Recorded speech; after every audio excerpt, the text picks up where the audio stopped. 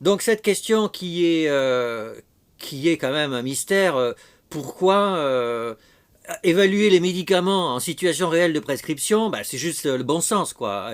Et pourquoi on s'intéresse à ça? Je dirais surtout depuis 10-15 ans, hein. Alors d'ailleurs, mais quand on y réfléchit, le monde de l'évaluation de l'efficacité des médicaments est très bizarre. Vous savez que récemment, on a challengé l'efficacité de l'homéopathie. Il y a eu des articles dans la presse, des pétitions de collègues médecins généralistes en disant que c'était un scandale, en disant que ces médicaments, quand on les teste dans des essais randomisés versus placebo, ils sont pas statistiquement supérieurs, donc ils ne sont pas efficaces. Alors d'abord, en fait, c'est pas complètement vrai. Il y a des essais thérapeutiques randomisés qui montrent que les médicaments homéopathiques sont supérieurs à un placebo. Alors que je pense, moi personnellement, que les médicaments homéopathiques au-delà de 20 CH sont comme des placebos. Mais il n'empêche qu'il y a des études qui sont significatives versus placebo. Et puis en plus, franchement, il y a plein de médicaments qui ont montré qu'ils étaient supérieurs à un placebo. Dans ces cas-là, on dit, on a prouvé scientifiquement qu'ils sont efficaces. En consultation, vous voyez un patient, vous lui dites, voilà, vous avez telle pathologie, donc je vais vous proposer un médicament qui a fait la preuve de son efficacité. S'il a fait la preuve de son efficacité, c'est qu'il va guérir le patient. Or, vous savez bien que ce soit un antibiotique, un anticancéreux, un antipsychotique, quand l'indication est bonne et que le traitement est evidence-based, il y a toujours au moins une chance sur 3, voire une chance sur 2 que le traitement ne marche pas. Et en fait, ça n'interroge personne. Et oui, mais ça c'est normal. Il y a ce qu'on dit dans les livres et puis il y a ce qu'on voit avec les patients. Oui, mais c'est quand même un peu gênant. C'est quand même un peu gênant. De quel droit dit-on qu'on a prouvé l'efficacité d'un médicament, qu'on le dit en société, qu'on le dit dans les médias, et vous vous souvenez il y a 6 mois tout le baratin qu'il y a eu à propos de ça. Or, on sait très bien que, bien qu'ils aient fait la preuve de leur efficacité, mais quand on le prescrit, en fait, on ne sait pas trop, une fois qu'on a signé l'ordonnance, on ne sait pas trop ce que ça va faire avec notre patient. Voilà. Et donc il y a un problème de fond, et en fait la notion de real world evidence, elle n'est que la partie émergée de l'iceberg du problème de l'évaluation des thérapeutiques. Alors, mais il y a un intérêt essentiellement pour cette présentation. Je suis consultant en méthodologie et en statistique pour la plupart des firmes pharmaceutiques. Alors, si on veut vraiment réfléchir à cette question, en fait, il faut prendre du recul et il faut regarder comment l'histoire a construit tout ce baratin. Alors, d'abord, souvenons-nous que le développement de la médecine, la science a eu bien du mal à mettre son grain de sel. Et en fait, c'est une évidence. Et vous savez qu'il n'y a pas depuis si longtemps que ça que la science est un compagnon incontournable de l'avancée des savoirs médicaux. Pourquoi? Parce qu'en fait, ce qui fait le cœur de la recherche scientifique, c'est le doute. C'est la critique permanente des résultats des uns et des autres, et en principe de nos propres résultats, dans le but de progresser lentement mais sûrement. Le problème, c'est que si vous êtes un médecin scientifique, vous allez être un médecin qui doute en permanence de tout ce qu'il fait. Si vous êtes en face d'un patient et que vous doutez de tout, il y a beaucoup de chances que le patient il change de médecin. Parce que le patient, il a quand même besoin que quand on lui dit « vous avez ça, je vais vous proposer ce traitement », c'est quand même mieux s'il a l'impression que le médecin qu'il a en face de lui, il a la conviction que ce traitement va marcher. Et je suis persuadé que si on faisait des études pour étudier la relation qu'il y a entre la conviction du médecin et l'efficacité thérapeutique, on trouverait sûrement un lien positif. Donc du coup, la part de la science dans l'avancement du savoir médical ne va pas de soi, et voire même il y a des résistances. Et d'ailleurs, du coup, on dit que la science a progressé très lentement dans la médecine à cause de la résistance, en particulier religieuse, à pratiquer des autopsies sur des êtres humains. Et d'ailleurs que Galien, vous savez, Galien, un grand médecin romain, a pu progresser parce qu'il était médecin des gladiateurs, et donc il n'avait pas besoin de faire d'autopsie pour faire des relations anatomocliniques. C'est sûrement un peu vrai, mais ce n'est pas la principale raison, c'est qu'en fait, pendant longtemps, l'efficacité, ça venait de l'autorité. Dans le savoir, c'était Aristote, et puis en médecine, c'était Hippocrate. Voilà, si Hippocrate a dit quelque chose, alors c'est vrai. Et là aussi, souvenons-nous qu'il n'y a pas si longtemps, dans les CHU, eh bien, le savoir médical était transmis via l'autorité du professeur. Et ça n'est pas complètement fini, naturellement, même avec l'evidence-based medicine. Donc l'autorité en médecine, ça joue toujours beaucoup. Alors, la question de la sécurité, là on parlait de la question de l'efficacité, mais la sécurité c'est très important quand on étudie l'efficacité des médicaments. Mais en fait, la sécurité, c'est curieux, c'est que des historiens ont montré que oui, ça a interpellé, et que c'était pas tellement les médecins qu'on accusait, c'était plutôt les apothicaires. Et qu'en fait, les apothicaires se sont constitués très vite en guildes pour essayer, d'abord, par esprit de corporatisme, de verrouiller leur profession pour pouvoir gagner le plus d'argent possible, mais en plus d'essayer d'écarter les brebis galeuses qui vendraient des produits qui étaient toxiques, et parce que vous savez bien sûr que pendant très longtemps, on a vendu à tire-larigot des médicaments qui ne faisaient pas grand bien et qui faisaient grand mal. Donc l'histoire montre que l'avancée du savoir médical et thérapeutique en particulier a progressé très lentement et que la question de l'évaluation de l'efficacité était très marginale. Et puis on dit que c'est fin du 18e, début du 19e, mais je dirais que c'est un cut-off symbolique, mais qui quand même est très fort. Et alors avec nous en France, il y a un mot-clé, c'est Claude Bernard. Voilà, Claude Bernard, c'est la naissance de la physiologie, de la physiopathologie, du fait qu'une maladie est liée à un dysfonctionnement d'organes.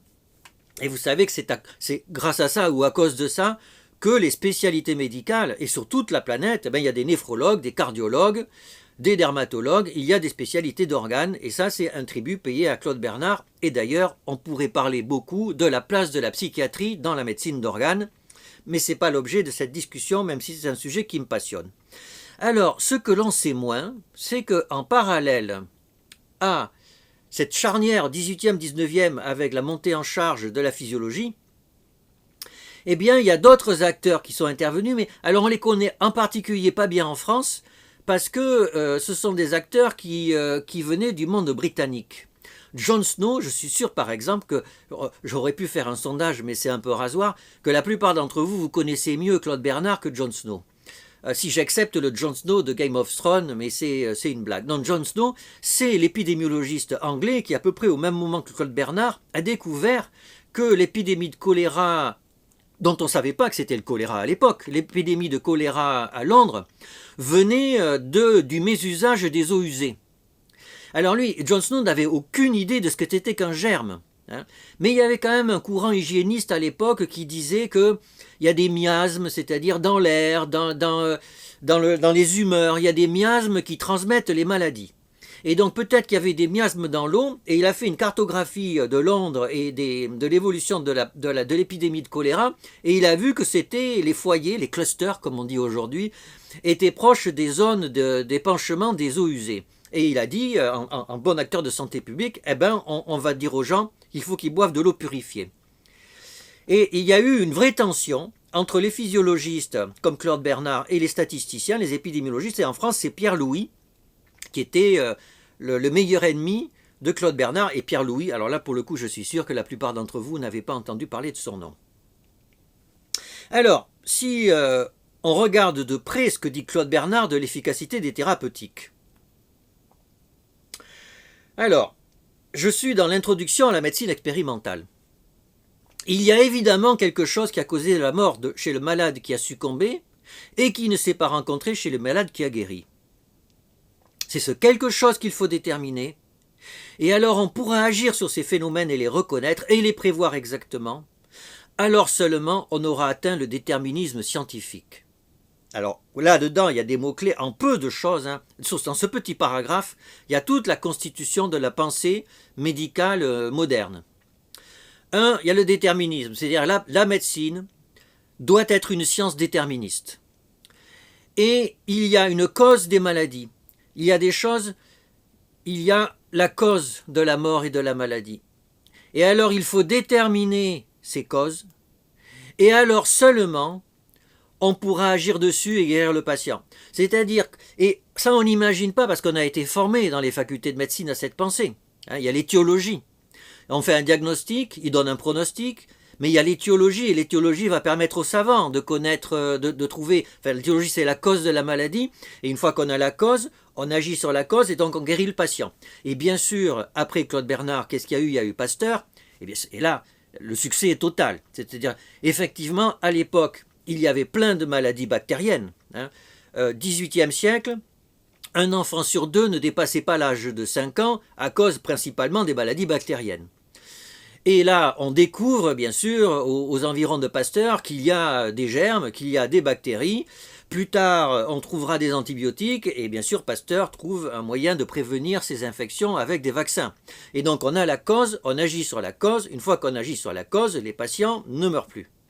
Donc ça, c'est le succès colossal, sauf qu'on oublie, nous, mais en particulier dans le domaine de la schizophrénie, franchement, est-ce qu'il a fallu attendre de trouver la cause de la schizophrénie pour la traiter? Et même, est-ce qu'aujourd'hui encore, on traite vraiment nos patients schizophrènes en comprenant la cause de leur maladie? J'ai pas l'impression. Alors, ce que dit Claude Bernard après ce paragraphe, c'est quand même assez relevé, mais ce n'est pas à l'aide de la statistique qu'on y arrivera. Jamais la statistique n'a rien appris ni ne peut rien apprendre sur la nature des phénomènes. J'appliquerai encore ce que je viens de dire à toutes les statistiques faites pour connaître l'efficacité de certains remèdes dans la guérison des maladies. Et il disait même la statistique en médecine c'est nul, c'est comme si on faisait des analyses d'urine, des urinoirs de la gare Saint-Lazare, ça n'a aucun sens. C'est un mélange d'urine, ça n'a aucun sens, ça ne permettra jamais de soigner quelqu'un. Alors, c'est sûr que la statistique, c'est pas l'ami de la physiologie. On est bien d'accord, le problème c'est que vous êtes au courant, eh bien aujourd'hui, on évalue l'efficacité des remèdes grâce à la statistique. Et donc là, on voit les stigmates d'une tension, et d'une tension qu'un historien américain, Harry Marks, va pointer dans un livre qu'il a publié en 2000 sur l'histoire de l'évaluation des thérapeutiques, l'histoire de l'avancée des connaissances en médecine au cours du XXe siècle. Alors c'est l'avancée des connaissances aux États-Unis, mais globalement c'est assez transposable à quelques limites près à ce qui s'est passé en Europe et en France en particulier. Alors, là, il va falloir faire du recul, prendre du recul aussi, et du recul au niveau des statistiques, parce que bien sûr, l'évaluation par evidence-based medicine des médicaments repose sur une pensée statistique, celle que Claude Bernard n'aimait pas. Et donc il faut se demander pourquoi tout d'un coup la statistique est arrivée. On verra que c'est à peu près à la deuxième moitié du XXe siècle que la statistique est arrivée comme le gold standard qui a permis d'évaluer les traitements. Qu'est-ce qui s'est passé? Pourquoi avant il n'y avait pas de statistiques et après il n'y a plus que des statistiques? Alors, le mot-clé là-dedans, c'est Ronald Fisher. C'est lui qui a tout construit. Alors, c'était un biostatisticien, mais ce n'était pas un statisticien du monde médical, c'était un statisticien du monde de l'agronomie. Et en 1922, il écrit un papier absolument colossal. Alors vous voyez, c'est un papier qui fait 60 pages. Aujourd'hui, des papiers de 60 pages, il n'y en a pas tant que ça. C'est un papier dans lequel il y a l'invention du fameux petit p. Alors, et bien sûr, vous connaissez tous ces histoires de petit p, et ces histoires de petit p sont étroitement liées à la preuve de l'efficacité d'un remède, puisque aujourd'hui, pour qu'on puisse dire qu'un remède a fait la preuve de son efficacité, il faut 1 ou 2, préférablement, essais de phase 3 avec un critère principal, et il faut montrer que le petit p du critère principal est plus petit que 5%. Et si c'est vrai, eh bien l'essai est positif, le médicament a fait la preuve de son efficacité. Alors, si ce petit p a une place aussi importante que ça, on est en droit de se demander, oui mais qu'est-ce que ça veut dire ce petit p? Eh bien, figurez-vous que dans son article, et d'ailleurs Fisher, quand il a créé ce petit p, ça a suscité beaucoup de tollé dans le monde des statisticiens de l'époque. Parce que qu'est-ce qu'il dit? Il dit, ben voilà, j'ai pris des patients, ces patients, je les observe. Il y en a qui sont traités avec A, il y en a qui sont traités avec B. Et le problème, c'est que bien sûr, l'efficacité va pouvoir dépendre de ces patients-là. C'est-à-dire peut-être que par hasard, j'ai pris des patients chez lesquels A allait mieux marcher et B moins. On sait très bien que quand on joue à pile ou face, si on joue 20 fois à pile ou face, on n'aura pas 10 piles. On peut en avoir 15, voire plus. Et donc il dit, ben, ça serait quand même intéressant, si j'ai 2 fois 100 patients, d'avoir une idée quelque part de ce que pourrait être l'efficacité sous-jacente dans la population des patients schizophrènes à traiter. Mais alors bien sûr, comment faire ça? Il dit alors on va imaginer que derrière l'échantillon des patients que j'ai étudiés, il existe une population sous-jacente infinie de laquelle a été tiré au sort mon échantillon. Je le répète. J'ai fait un essai pour évaluer un antipsychotique. Je trouve que à la pince, le taux de répondeur est supérieur avec A qu'avec B. Mais c'est sur 2 fois 100 patients. Qu'est-ce que ça veut dire sur l'efficacité de cet antipsychotique A dans la vraie vie? Il dit voilà, pour comprendre l'apport des fluctuations d'échantillonnage, je vais imaginer, donc on est en plein fantasme, je vais imaginer que mon échantillon est issu d'une population sous-jacente infinie dont aurait été tiré mon échantillon. Et vous voyez, on est en plein cœur du titre du topo, parce qu'en fait, vous savez qu'on va critiquer les essais thérapeutiques sur leur non-généralisabilité, c'est qu'en fait, un essai thérapeutique, il est généralisable au sens où on imagine qu'il y ait derrière les patients inclus une population qui ressemblerait aux patients de l'échantillon. Et c'est exactement ça que dit le petit P, il dit pas davantage. Alors, autre point, 1925, vous voyez, en 3 ans, il se passe des choses incroyables. 3 ans après, Fischer écrit un livre de méthode. C'est pas un livre de stats, c'est un livre de méthode. Et là, il dit, voilà, il faut tirer au sort. Quand on veut savoir si les choses marchent, il faut tirer au sort. Et parce qu'avant, les gens, ils tiraient pas au sort. Les gens, avant, ils faisaient des études à parier. Et d'ailleurs, ça a beaucoup choqué ses collègues. C'est que les collègues ont dit tout de suite, mais si tu tires au sort, par malchance, tes 2 groupes peuvent être différents. Si on a pari, on sait exactement quoi les patients, et en ce qui nous concerne, les patients sont semblables. Si on tire au sort par malchance, ils peuvent être très dissemblables. Donc comment tu veux t'en sortir? En fait, l'idée, c'est que quand on tire au sort, on sait exactement dans quelle mesure les patients peuvent être différents. Alors que quand on a pari, certes, ils vont être plus semblables que si on tire au sort, mais on ne va pas être en mesure de savoir jusqu'à quel point ils sont semblables, et donc si on fait un test statistique, on ne va pas réussir à être sûr du résultat du test statistique. Alors que si on tire au sort, on sait que les 2 groupes sont similaires comme le veuille le hasard, et donc du coup le résultat du test statistique, il est fiable. Ça ne veut pas dire qu'il est sûr, ça veut dire qu'il est fiable, puisque bien entendu, on sait très bien que quand on compare 2 groupes de patients, à l'issue d'un essai, il se veut que par hasard, la différence que l'on ait observée soit due au hasard. Et ça, on l'oublie toujours. Quand on dit c'est efficace, en fait c'est efficace, on n'en sait rien dans le fond. Parce que le hasard pourrait expliquer ce qu'on a vu. Donc en fait, souvent, le tirage au sort, on dit, ça rend les groupes comparables.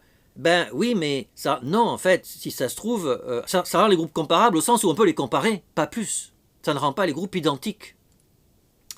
En tout cas, malgré toutes ces limites au niveau de l'interprétation du petit p, et d'ailleurs vous savez que Pearson, le patron de Fischer, quand Fischer a sorti son papier, Pearson a dit « Non mais t'es complètement fou, pensez à une population sous-jacente hypothétique, mais dans la vie il n'y a jamais ça, dans la vie on est avec la réalité, pourquoi tu vas chercher un truc aussi fou ?» Et c'est curieux que cette querelle des fondements de la statistique aujourd'hui ne soit pas tellement à l'ordre du jour, à quelques exceptions près, et nous allons y revenir. En tout cas, malgré toutes ces limites que l'on peut imaginer autour du petit p et du tirage au sort, à partir des années 50, il y a eu des essais randomisés, c'est-à-dire les gens ont commencé à dire trouver la cause des maladies, d'accord, mais quand on a un infarctus, on sait que la cause, c'est les artères qui ont été bouchées à cause du cholestérol ou du tabac. Quand on a un cancer du poumon, c'est à cause du tabac, mais une fois qu'on sait que c'est à cause du tabac, comment on fait pour soigner le patient ? Que ce soit à cause du tabac ou pas, on va faire une pneumectomie, on va lui mettre une chimiothérapie, une radiothérapie, et ça n'a rien à voir avec le tabac. Donc en fait, trouver la cause, en général en médecine, ça ne sert pas à grand chose. Ça sert pour la prévention, mais pas tellement pour le soin. Sauf exception, bien sûr, les maladies infectieuses. Et donc, les essais randomisés, il n'y a pas besoin de connaître la cause. Les essais randomisés, c'est assez factuel. Alors, un acteur important là, qui arrive à ce niveau, c'est la FDA, c'est les autorités de santé.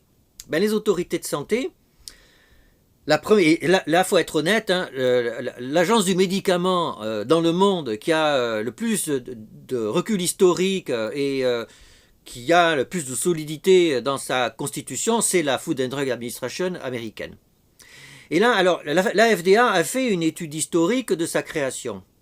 Alors, ce qui est intéressant, c'est que d'abord, la FDA, c'était pour l'alimentation. Au début, on se fichait des médicaments.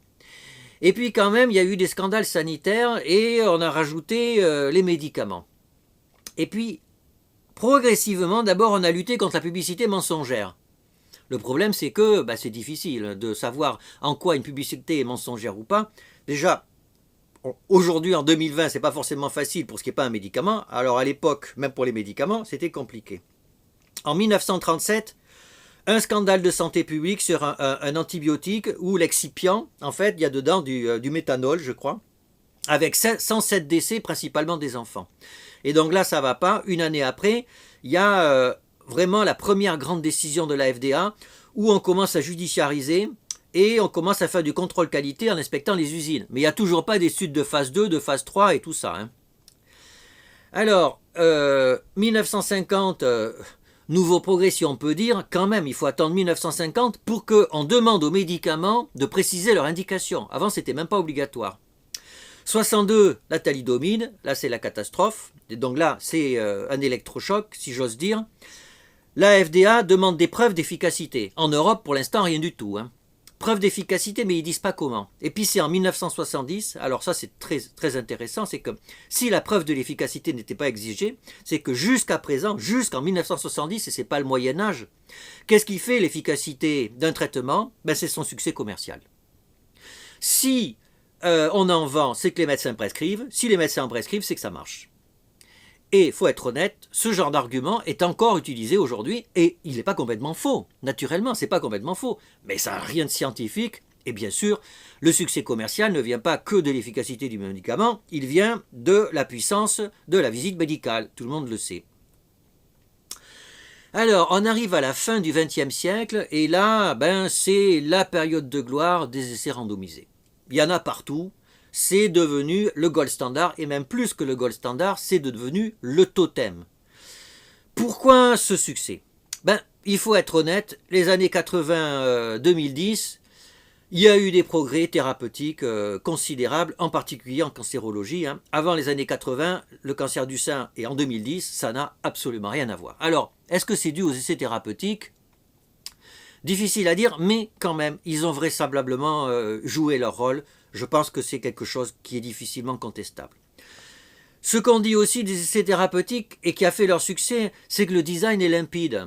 Parce que derrière l'efficacité des médicaments, il y a beaucoup d'émotions. Il y a des gens qui veulent montrer que les médicaments sont efficaces pour gagner de l'argent, ou parce que ça correspond à leur idéologie de soignant. Parce que en fait, ils se sont construits en tant que soignants. Il n'y a qu'à voir avec les psychothérapies en psychiatrie. Selon que vous êtes psychanalyste ou que vous êtes des TCC, quand vous parlez de votre soin, vous en parlez avec émotion. Et donc, quand on évalue ces traitements, ces émotions vont faire qu'on va toujours trouver des défauts dans les études qui sont faites pour dire « Ah ben non, c'est à cause du défaut que vous dites que ça marche ou que ça ne marche pas. Mais moi, j'y crois pas. » Et souvenez-vous encore une fois ce qui se passait il y a 6 mois. On était complètement là-dessus. L'essai randomisé, il a l'avantage quelque part d'être un peu un juge de paix. Hein, vous vous demandez si A marche. On donne en 100, on tire au sort, on a 200 personnes, on tire au sort 100, on donne A, 100, on donne B. À la fin, on compare des pourcentages et on fait un test du Q2. Tout le monde comprend et ça a l'air neutre. Alors on dit aussi, c'est ce qui permet le plus haut niveau de preuve. Alors, peut-être, mais alors, qu'est-ce que ça veut dire qu'une preuve ? Quand vous regardez dans le dictionnaire de philosophie, une proposition est prouvée quand elle est établie par une méthodologie reconnue et qu'elle entraîne une croyance. Voilà, donc moi je veux bien que les niveaux de preuve des essais randomisés soient élevés, ça me va, mais c'est parce que la croyance issue des résultats des essais randomisés, elle est élevée, et j'en reviens à cet argument qui était là. Alors on dit aussi, c'est la seule façon de montrer qu'il y a une relation de cause à effet entre le médicament et son effet. Alors peut-être, mais dans ces cas-là, demandez toujours aux gens qui vous disent ça, mais qu'est-ce que vous entendez par cause ? Parce que quand même, ça fait 2500 ans qu'il y a des philosophes qui s'interrogent sur ce que c'est qu'une cause, et il n'y en a aucun qui est vraiment d'accord. Hein. La cause, il y a les causes finales, les causes efficientes, il y a la cause comme responsabilité, il y a la cause comme habitude de l'esprit, il y a la cause comme purement métaphysique qui échappe à la science. En science, il n'y a que les antécédents constants ou probabilistes, etc., etc. Alors, pourquoi on dit que dans les essais randomisés, il y a de la cause? Parce qu'en fait, effectivement, on peut dire que sur le sujet moyen du groupe A par rapport au sujet moyen du groupe B, toute chose égale par ailleurs, si l'on néglige les facteurs après la randomisation, alors c'est bien le traitement qui a un effet. Il y a une relation de causalité en moyenne, c'est-à-dire quelque part sur un patient moyen que vous ne verrez jamais dans votre vie. On est quand même un peu en plein sophisme quand on parle de causalité au niveau des essais randomisés.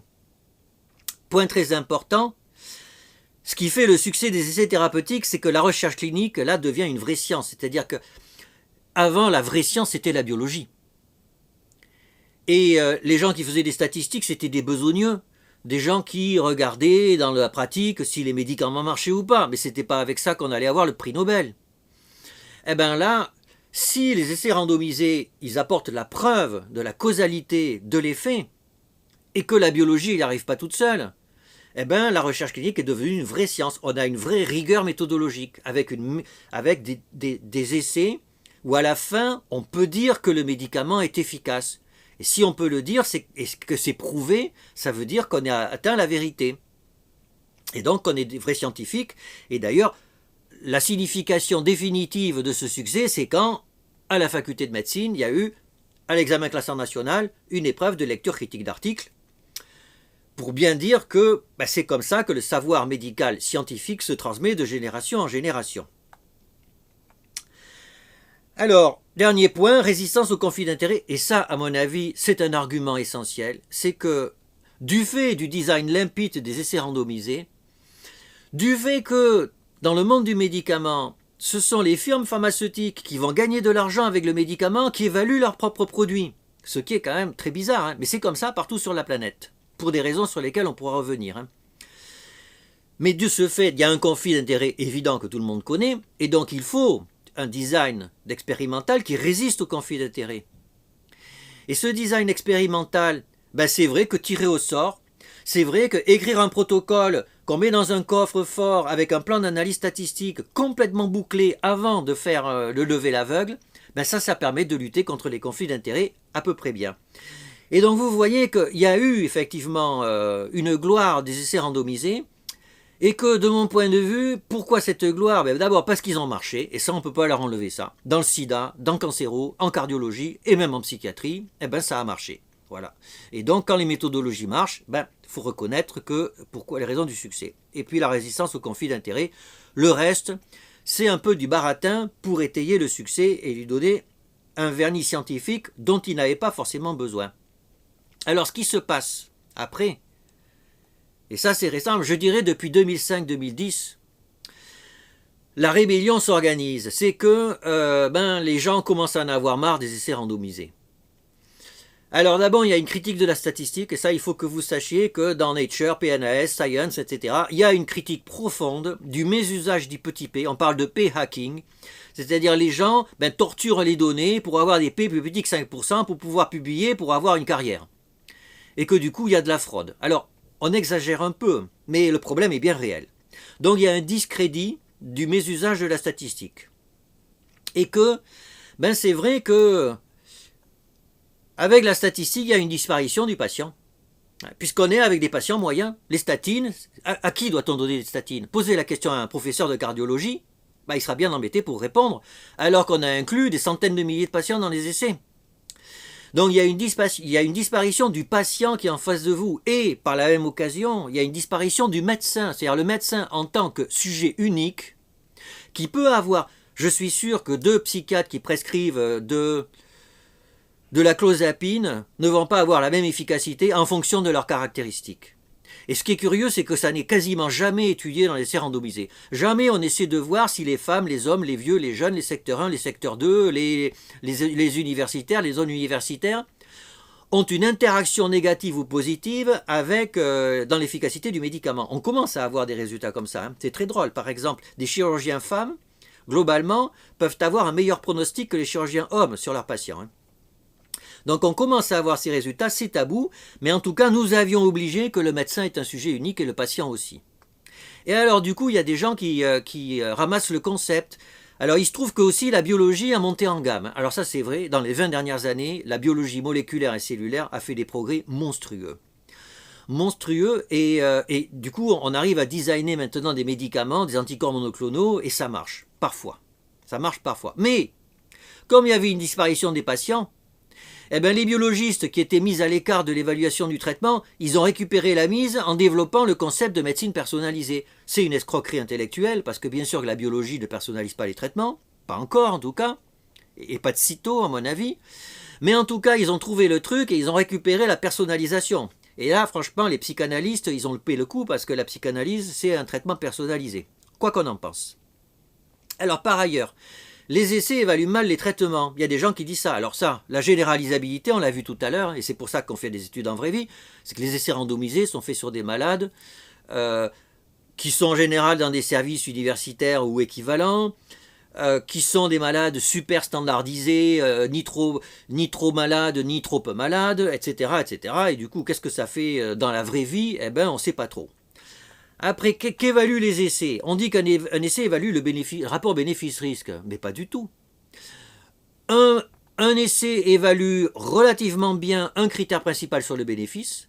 Les essais évaluent pas très bien le risque, on le sait, les effets indésirables, c'est plus tard.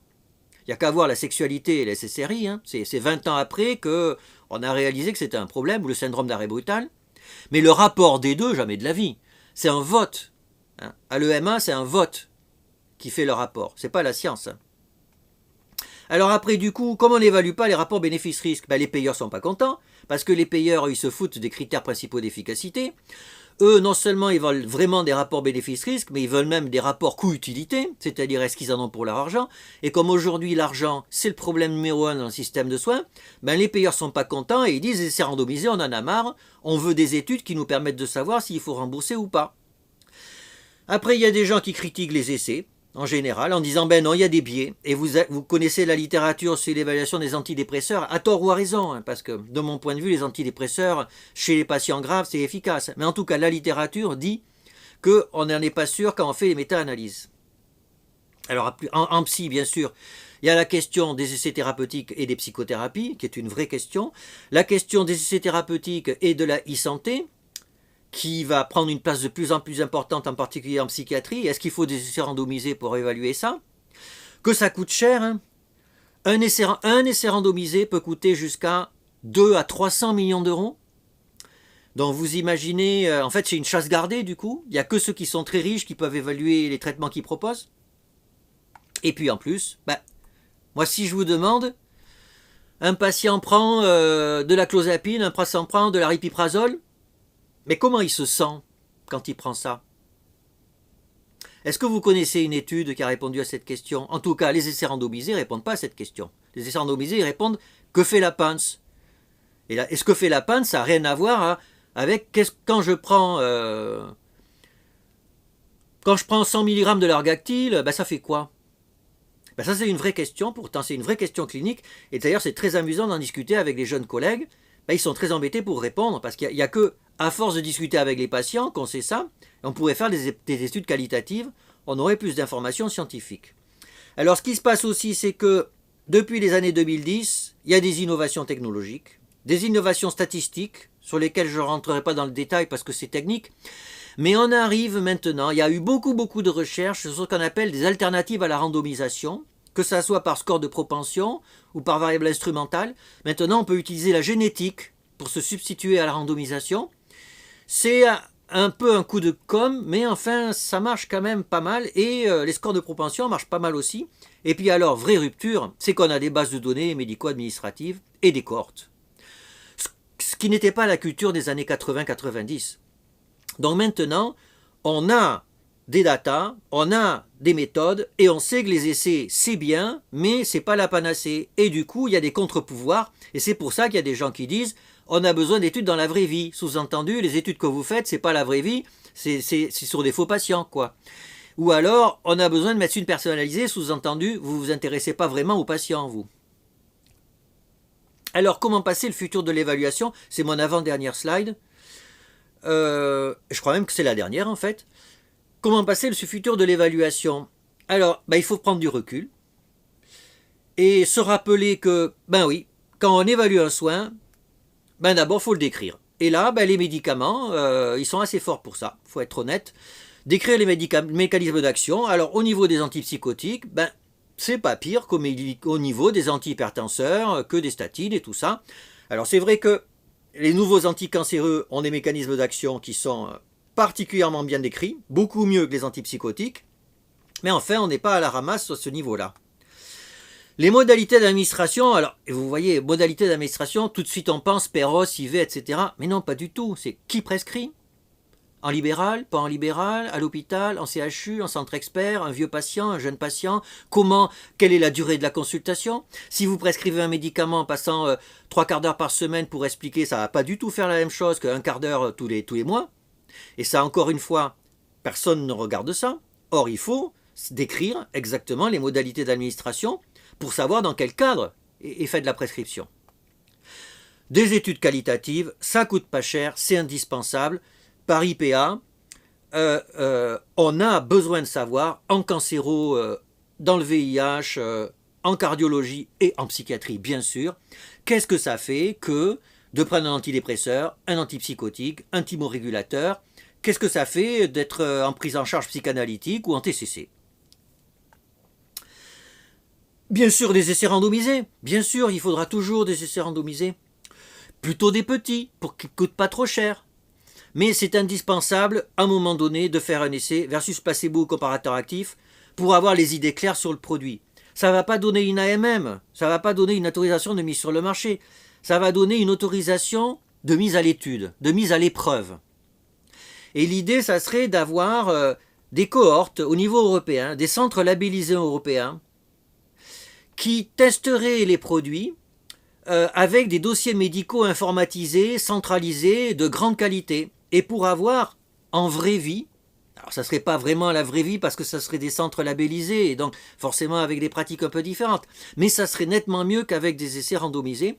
Donc il n'y aurait plus de phase 2, il y aurait une autorisation de mise à l'épreuve, donc une autorisation, une AMM précoce, avec une évaluation dans les pays, avec des médecins de la vie de tous les jours, à peu de choses près, avec des cohortes, pour avoir une idée de chez qui ça marche pas, dans quel contexte.